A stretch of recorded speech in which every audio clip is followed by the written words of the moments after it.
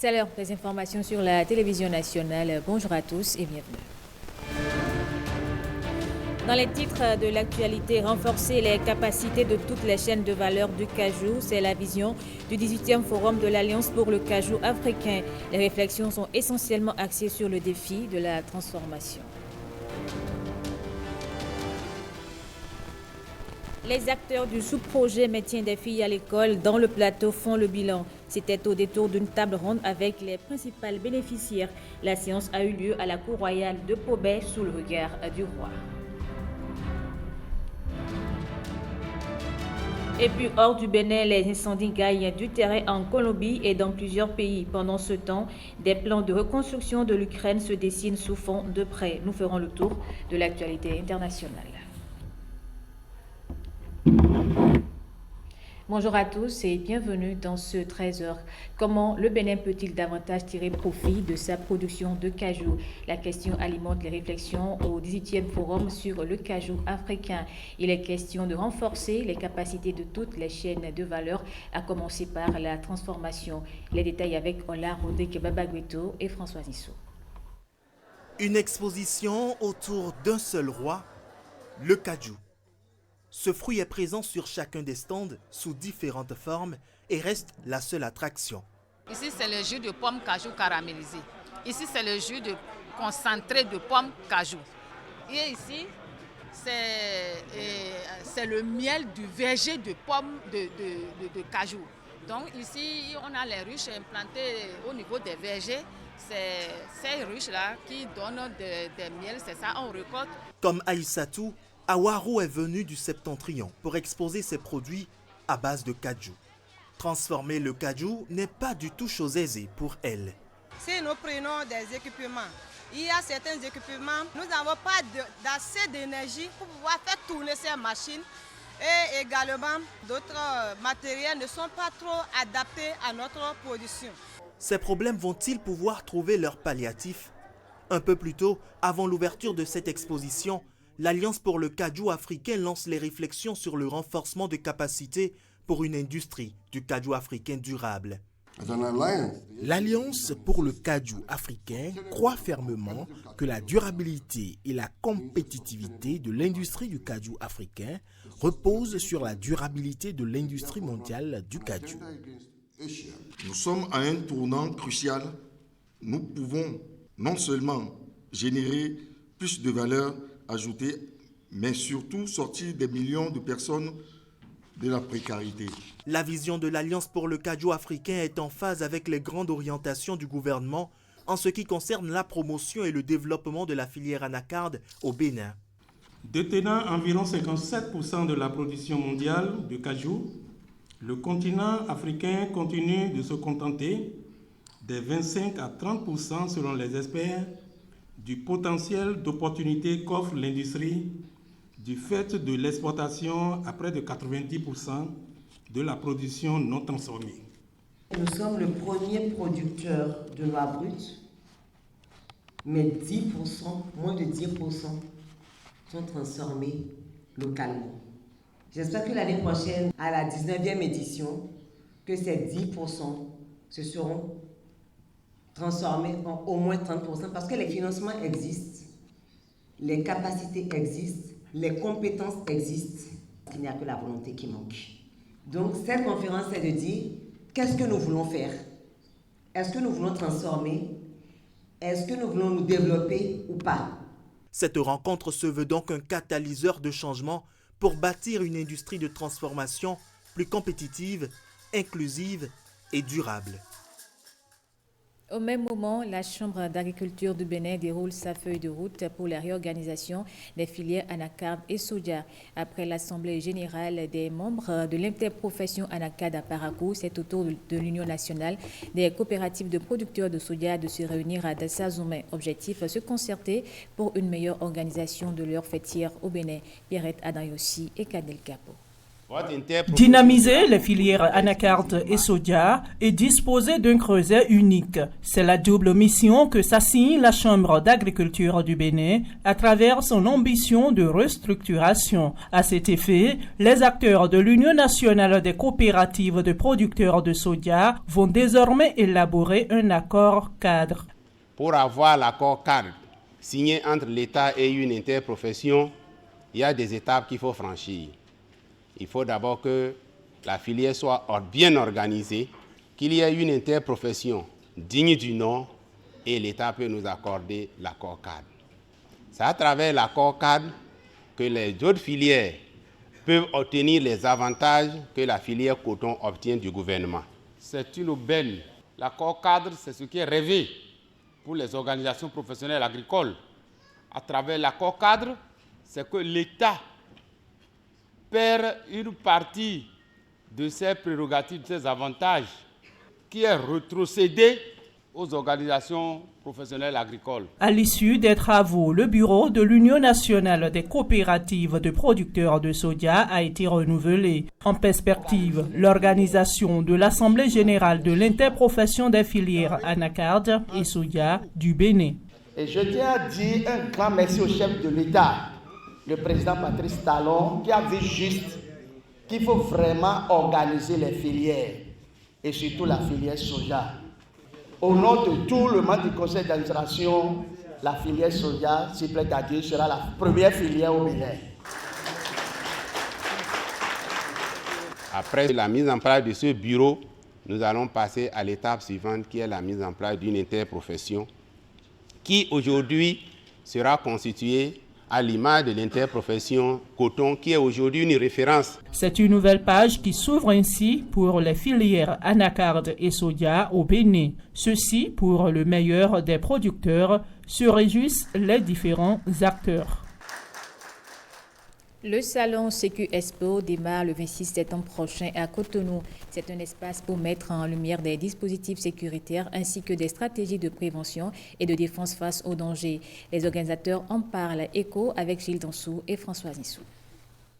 Sécu Expo se veut un cadre de dialogue entre professionnels de la sécurité, de la sûreté et de l'assurance avec les populations. Un salon qui démarre le 26 septembre prochain afin d'accompagner les populations à connaître les meilleures pratiques en matière de sécurité 360 degrés. Les objectifs sont bien définis. On parle de cybercriminalité, mais on parle aussi des vols par effraction, des cambriolages, des attaques par-ci par-là.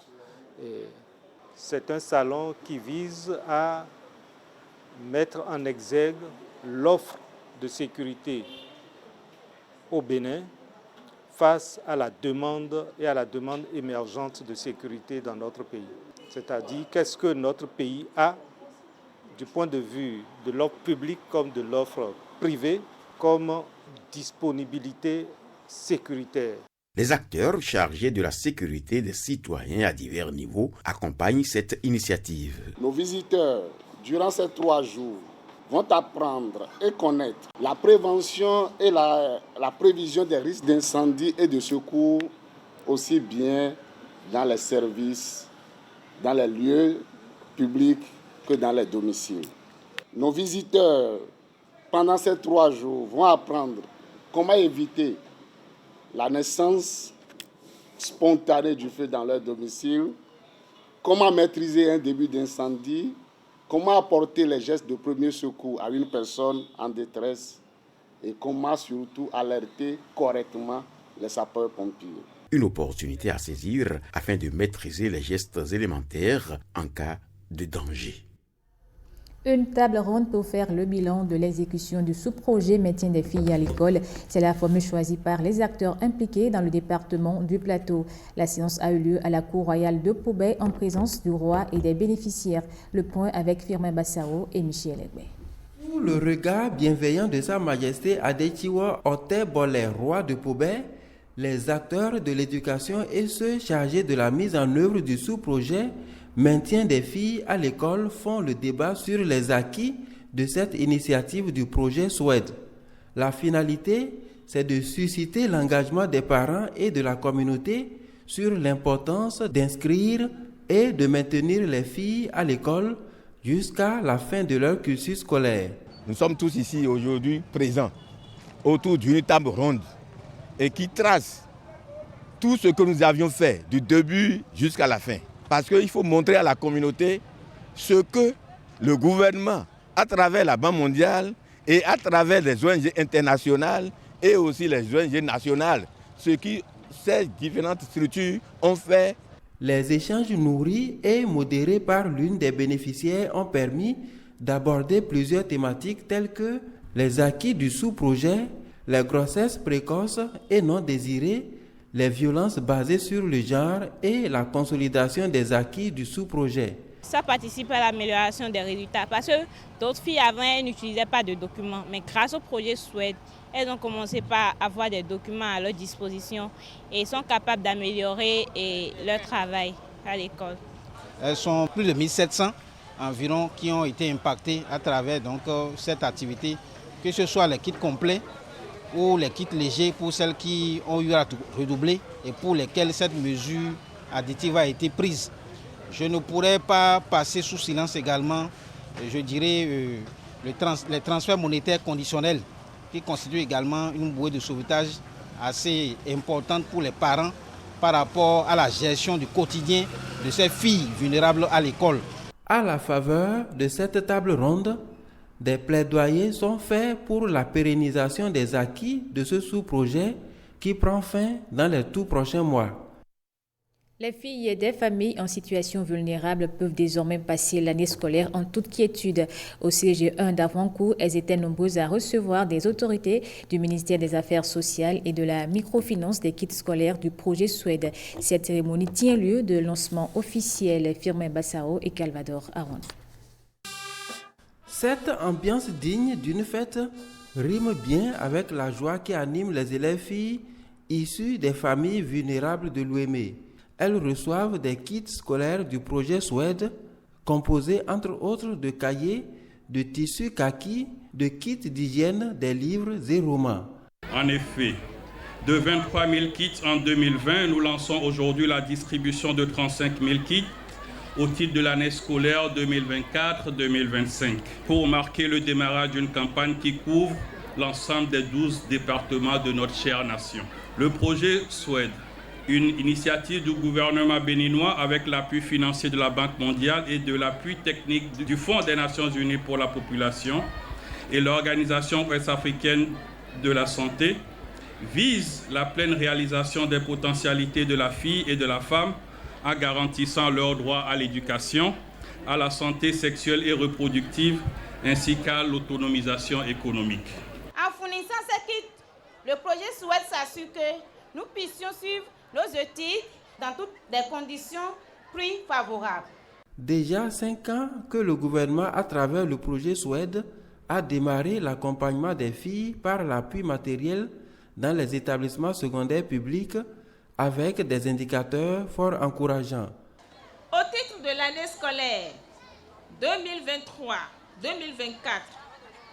en appui direct aux filles vulnérables dans le département de l'Ouémé, 5 544 filles ont bénéficié de kits scolaires et des transferts monétaires conditionnels.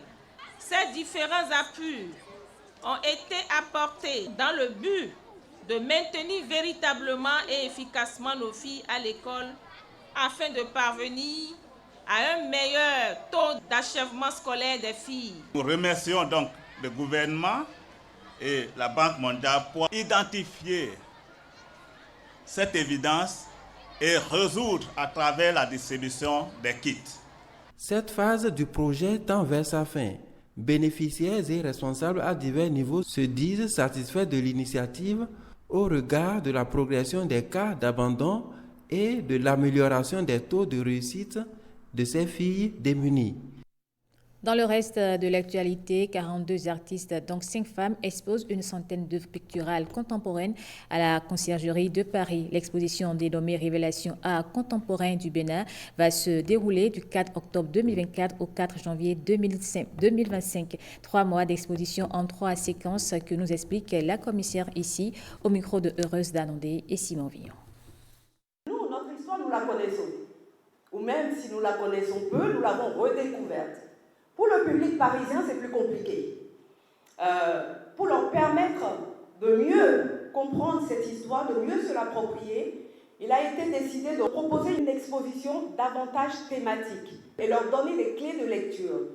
D'où un premier temps qui réunit des artistes dans une première section qui sont les déesses et les dieux, où on a réuni des artistes qui s'inspirent de la cosmogonie vaudou, notamment les divinités Torosu, Legba, Gou. On a intitulé le second temps, c'est les reines et les rois, qui célèbrent la puissance et la gloire des rois d'Abomey, notamment la reine, l'unique reine que le Dahomey ait connue, qui est Assirambé. Et puis pour terminer, on arrive dans ce troisième temps, qui est beaucoup plus d'actualité, qui est plus actuel, où sont réunis, donc, c'est ce qu'on a appelé sous le titre de « Des femmes et des hommes », où là, on a réuni des artistes, effectivement, qui se posent des questions d'actualité, qui vivent dans notre monde d'aujourd'hui. Au-delà donc de l'exposition elle-même, il est prévu effectivement une programmation artistique, notamment un concert avec Angélique Kidjo, qui célèbre ses 40 ans de carrière, le 7 octobre à la Sainte-Chapelle. Ensuite, il est prévu des ateliers pendant les vacances de la Toussaint avec les enfants, pour pouvoir revenir sur l'histoire du Bénin. La conciergerie échange également avec Refectorio, qui accompagne des personnes dans une situation de précarité pour leur offrir des repas, pour pouvoir proposer des mets typiquement béninois. Voilà. Pour vous dire que là, effectivement, au-delà des arts visuels, c'est le Bénin qui se révèle à travers toutes les autres disciplines, pour pouvoir permettre à ce public parisien de découvrir vraiment ce que c'est que le Bénin. Et cette expo s'inscrit aussi dans le sommet de la francophonie qui démarre là, au mois d'octobre, et dont le Bénin, l'exposition du Bénin occupe une place de choix. Des gravures pour illustrer l'amitié sino-béninoise, c'est à l'occasion de la célébration de la fête chinoise de la mi-automne. Le Centre culturel chinois a accueilli à l'occasion plusieurs autorités de divers horizons. Ayeloju Amoussou, Saint-Tiche-Quimpon et Daniel Ada nous font voir les gravures réalisées au couteau et imprégnées d'encre. De beaux paysages et une riche expérience culturelle et cultuelle, c'est ce qui fait de l'Empire du Milieu une destination fascinante. Pour davantage promouvoir cette destination, un film documentaire a été réalisé et projeté au Centre culturel chinois. Une initiative qui a marqué la célébration de la fête de la mi-automne, un événement festif, symbolisé par l'exposition des gravures. Malgré la distance qui nous sépare, nous sommes tous au même clair de la lune. Selon la tradition chinoise, la fête de mi-automne, c'est le jour où la lune est la plus grande et aussi la plus ronde. Malgré la distance, malgré la nostalgie, on peut saluer les personnes que vous aimez, qui vous manquent à travers la lune. Nous nous rassemblons ici, c'est un moment de remerciement. Parce que dans ce pays, nous avons un peuple qui nous accueille amicalement. Cette fête, qui célèbre la récolte et valorise les retrouvailles familiales, reflète l'esprit de partage et d'amitié, des valeurs au cœur de la relation sino-béninoise. La gravure est une des constantes dans les cultures chinoises et béninoises. C'est un art, un langage universel, reliant des peuples à travers les âges et les continents. Si les thèmes de l'exposition font écho à la fête de la mi-automne, c'est que les deux cultures, les deux sociétés sont à la fois ressemblantes et différentes dans leur démarche vers le développement culturel. Je voudrais saisir l'opportunité offerte par cette cérémonie pour dire tous les remerciements du gouvernement et du peuple béninois au gouvernement de la Chine et à tout son peuple pour le soutien accordé au Bénin dans sa quête d'émergence dans plusieurs domaines.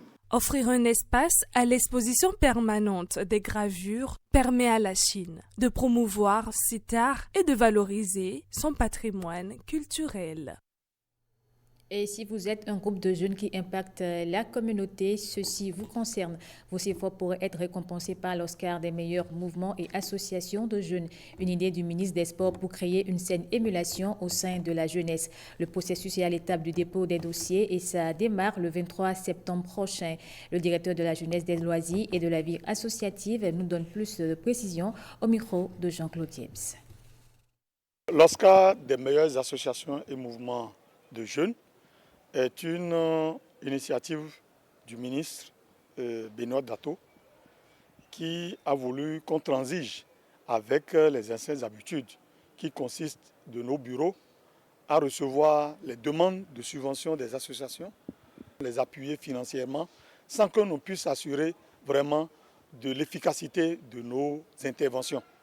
Alors cette fois-ci, il a voulu qu'on change la donne, qu'on puisse primer les meilleures associations dans leurs activités au service à la communauté pour servir de stimulation, de motivation aux autres associations de jeunes. Le lundi 23, le dépôt des dossiers de candidature va commencer au niveau des directions départementales des sports, des mairies, de toutes les mairies.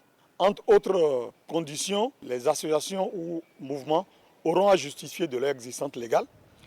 En plus, il ou elle, suivant le cas, auront à nous donner un film documentaire de 3 à 5 minutes qui retrace leurs activités sur le terrain ces 3 dernières années. Ils auront à nous donner des liens qui nous dirigent vers leur plateforme. Et c'est sur la base de ces critères et d'autres à découvrir. Et un jury national est installé et qui va revoir les désignations faites au niveau des départements pour que l'équité et la justice priment en dépit de tout. Les domaines sont divers et variés, pourvu que ce soit des domaines utiles à la communauté et en même temps utiles aux autres jeunes, comme eux, des jeunes de 15 à 35 ans, conformément à la Charte africaine de la jeunesse. Le dépôt des candidatures va durer 2 semaines et puis la place sera donnée à la présélection, puis à la sélection. Le ministère des Sports porte bien son nom dans le tournoi des institutions de la fonction publique TIFOP. Les dames du 10 ministères ont remporté le tournoi de handball à l'issue du dernier match du championnat linéaire. Herman Hodig Amégan et Bernol Jobé. C'est pour ces femmes un retour aux vieilles amours. Toujours un plaisir de jouer les 2 fois 30 minutes d'un match. Elles ont pris de l'âge et la silhouette devenue moins affinée et plus arrondie pour certaines d'entre elles. Mais c'est connu, la technique ne se perd pas, disent les spécialistes. Alors au moment d'esquisser cette dernière danse, pour le tournoi des institutions de la fonction publique, le TIFOP, ces athlètes d'un soir s'en remettent à leurs anciens réflexes. On a essayé de rappeler les beaux gestes des années antérieures. Et pour des restes, elles en ont suffisamment dans les bras. Les dames du ministère des Sports, la plupart d'entre elles encadrantes sportives, sont venues à bout du ministère de l'enseignement secondaire dans un match où le suspense n'aura pas duré longtemps. 25-12 pour les Verts, sacrés champions de la compétition, dans un esprit convivial qui aura illuminé plusieurs semaines durant, ce qui a tout l'air d'une belle aventure humaine. On transpire et on fait des activités. En tout cas, je ne saurais réellement expliquer totalement tous les bienfaits qu'on y trouve, mais malgré les douleurs des articulations vieillissantes. Elles étaient 5 équipes engagées dans un championnat linéaire qui a fini par dégager un vainqueur, le ministère des Sports. Cette année, c'est particulier parce que le niveau est haut, parce qu'on a des joueuses qui se sont bien entraînées. Vainqueurs ou vaincus, les femmes ont déjà hâte de se remettre en selle. Pas question de leur demander de s'arrêter. On est toujours prêts, si on dit ça, on est comme des soldats et on donne le top et on suit le mouvement. Nous sommes des combattantes, des guerriers, des warriors, nous sommes prêtes. Le TIFOP reviendra l'année prochaine. C'est un tournoi qui réunit les fonctionnaires du secteur public. L'un de ses objectifs poursuivis est l'épanouissement du travailleur à travers le sport. Valoriser les jeux traditionnels en voie de disparition à travers des compétitions, c'est l'idée derrière l'organisation des compétitions communales des jeux traditionnels d'Akpo-Misrété. L'initiative émane de l'Association des jeunes cadres intellectuels et artisans de la commune. L'événement a connu son épilogue avec le sacre de l'équipe de Abogomé, championne du jeu Ovey, Calvador Awanou et Nathalie Doris Oulabi. Initié par l'Association des jeunes cadres intellectuels et artisans de la commune d'Akpo-Misrété, ces compétitions visent la promotion des jeux traditionnels, notamment le Ovey, un jeu authentique de la localité qui nécessite précision et adresse de la part des joueurs. Nous pensons qu'en ressuscitant ces jeux, ça va non seulement avoir un impact positif sur les enfants en termes d'acquisition de savoir et de savoir-faire, mais également contribuer au développement de notre localité, puisqu'il faut bien évidemment que nos pays aussi puissent partir de nos valeurs culturelles traditionnelles pour pouvoir faire sortir ces jeux ludiques, pour créer quelque chose, pour proposer quelque chose de nouveau à vendre au monde entier. Pour cette deuxième édition, la compétition a opposé l'équipe de Abogomé, championne en titre, à l'équipe de Arohe Sokomé. Si deux équipes se font face, c'est une seule équipe qui gagne. Donc, gloire soit rendue à Dieu de nous avoir donné cette deuxième place. L'année dernière, on a occupé aussi la deuxième place. Donc, nous voyons que c'est la volonté de Dieu. Je vais dire bravo aux gagnants et bravo également au deuxième parce qu'à la deuxième équipe, ils n'ont pas de vérité. Ils nous ont procuré donc de beaux jeux. Et je voudrais leur dire bravo et à la prochaine édition. L'engouement de la population autour de ces jeux témoigne de la nécessité de les valoriser et de les sauvegarder. Nous sommes heureux que les jeunes commencent par prendre conscience de ce qui nous appartient et de leur sauvegarde. Aujourd'hui, c'est le jeu de Ovey et nous avons été émerveillés de l'ambiance, de la mobilisation populaire et de l'engouement qui a caractérisé ces compétitions du début jusqu'à la fin. Et nous profitons pour demander à toute la jeunesse du département de l'Ouémé et par ricochet du Bénin à aller se ressourcer, ressusciter ces jeux et montrer que nous aussi, nous avons des valeurs qu'il faut protéger. Rendez-vous l'année prochaine pour la 3e édition des compétitions communales des jeux traditionnels d'Akpo-Misrété.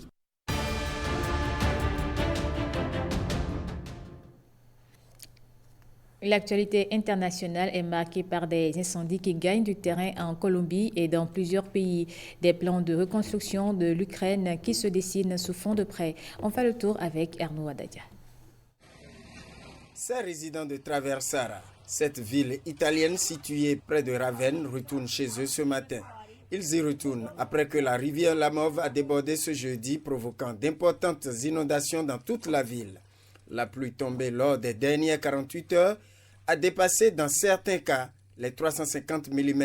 Ces pluies torrentielles accompagnées de vents violents provoqués par la tempête Boris ont touché à partir de mercredi l'Émilie-Romagne et les Marches. Tandis que 2 personnes sont portées disparues, elles entraînent l'évacuation d'1 millier de personnes. Tout s'est passé en 10 minutes. En 10 minutes, une vague est venue et a tout emporté, raconte Silvia Baldini, cette habitante de Traversara. Elle ajoute avoir tout perdu.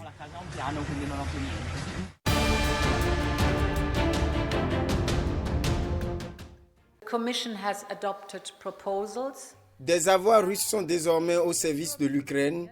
Je suis heureuse d'annoncer que la Commission a adopté les propositions qui vont permettre à l'Union européenne de prêter 35 milliards d'euros à l'Ukraine. Déclare lors d'une conférence de presse aux côtés du président ukrainien Volodymyr Zelensky, la présidente de la Commission européenne Ursula von der Leyen. Ce prêt, qui ira directement au budget national, n'est soumis à aucune condition. Il est financé par les profits exceptionnels dégagés par les avoirs russes gelés en Europe. Quelques 200 milliards d'euros d'avoirs russes ont été gelés après l'invasion en février 2022. Ils sont censés dégager en 2,5 et 3 milliards d'euros par an afin d'aider à armer l'Ukraine et de financer sa reconstruction d'après-guerre.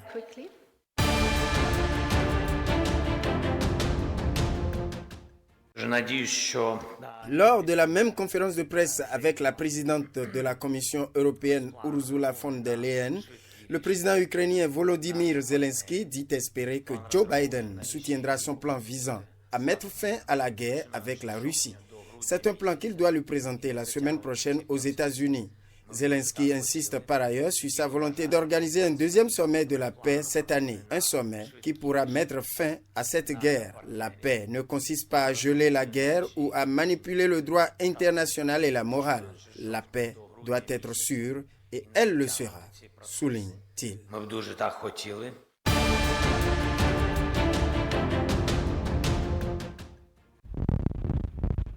Cette région des Andes, à Tolima, sollicite l'aide du gouvernement colombien pour lutter contre le feu, un feu qui est principalement actif à l'ouest. Plusieurs pays voisins de la Colombie luttent également contre les flammes. Dans un contexte de sécheresse extrême, 22 incendies dévastent d'importants écosystèmes en Colombie, selon la directrice de la coopération régionale. De hectáreas, algunas de importancia estratégica ecosistémica y que afectan nuestra flora y nuestra fauna. Elle attribue une grande partie des incendies à l'activité humaine. Y por supuesto una recomendación a toda la comunidad. Et voilà qui met un terme à cette édition du journal. Merci à vous de l'avoir suivi. Je vous retrouve à 19h avec plaisir.